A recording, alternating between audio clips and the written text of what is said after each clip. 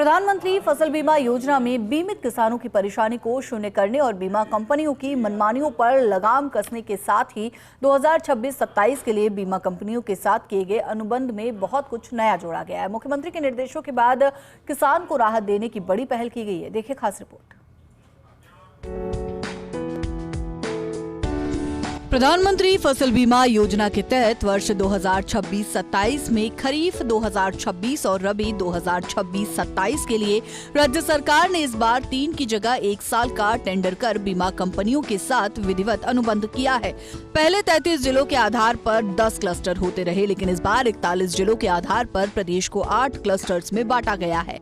एक बीमा कंपनी को अधिकतम 2 क्लस्टर की कैपिंग ही मिलेगी। पहली बार बिड सिक्योरिटी का प्रावधान किया गया है।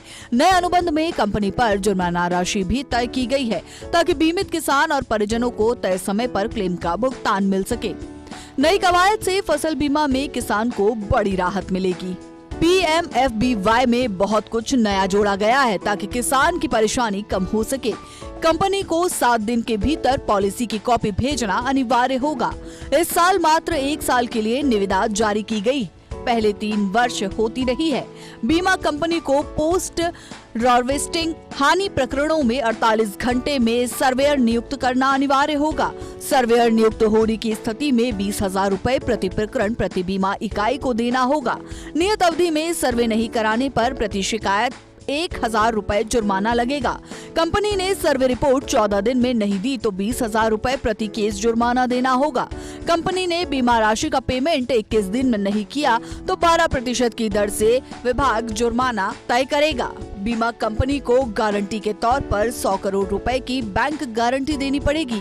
कार्य निष्पादन प्रतिभूति के रूप में अनुबंध राशि का 5% देना होगा। पूरे राज्य को 8 समूहों में बांटा गया है और हर कंपनी को 2 समूहों से ज्यादा नहीं मिले। पिछली बार के मुकाबले प्रीमियम दरें बहुत कम हुई हैं। फसल गिरदावरी को फसल बीमा से जोड़ा गया है। बीमा कंपनी के 2 अधिकारियों को अब से पंत कृषि भवन में बैठना अनिवार्य होगा। बीमा कंपनियों को राज्य सरकार की ओर से जारी दिशा निर्देशों की समस्त शर्तों का पूरी तरह पालन करना होगा। हर बीमा कंपनी को राज्य स्तर पर कार्यालय स्थापित करते हुए 2 वरिष्ठ पूर्णकालिक अधिकारियों और आवश्यक सहयोगी स्टाफ की नियुक्ति करनी होगी और इसे पंत कृषि भवन में बिठाया जाएगा। इसके अलावा हर क्लस्टर में जिला तहसील स्तर पर आवश्यक तकनीकी फील्ड कार्मिकों की नियुक्ति कर समय भी तय हो गया है। फसल कटाई प्रयोगों के सपर्यवेक्षण, पोस्ट हार्वेस्ट सर्वे, राज्य जिला और तहसील स्तर पर आवश्यक मानव संसाधन की समयबद्ध नियुक्ति और अन्य सेवा दायित्वों का पालन करना बीमा कंपनियों के लिए अनिवार्य होगा। निर्धारित समय सीमा अथवा अनुबंध की शर्तों का उल्लंघन करने पर संबंधित बीमा कंपनी के विरुद्ध वित्तीय दंड, सेवा शुल्क में कटौती और अनुबंध में वर्णित अन्य संविदात्मक कार्रवाई की जाएगी।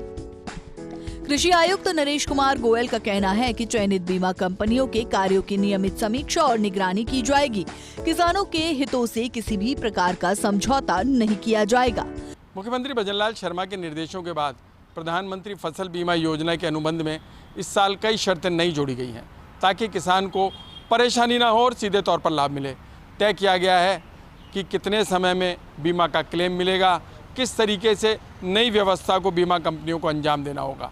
अब देखने वाली बात यह है कि पूर्व में जारी बीमा कर्मियों की हठधर्मिता और लापरवाही इस बार भी दिखाई देती है या नहीं, और किसान को कितना तय समय पर लाभ मिल पाता है।